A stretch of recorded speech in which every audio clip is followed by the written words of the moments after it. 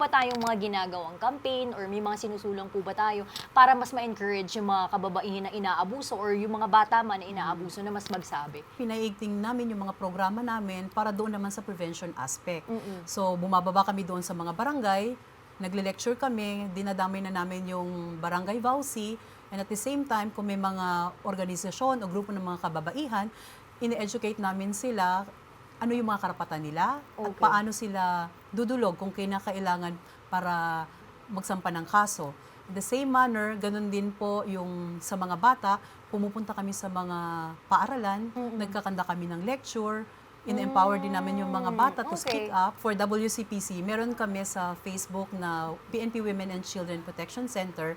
Ang tagline actually namin ay isumbong kay aling pulis.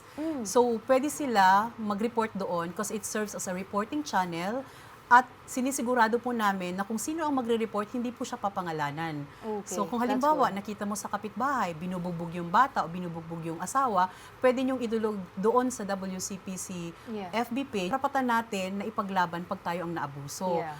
Bilang isang magulang mismo, ina-advocate ko rin na pag may nakikita tayo sa paligid na somewhat like abusive para dun sa mga bata, huwag tayong magdalawang isip, i-report natin.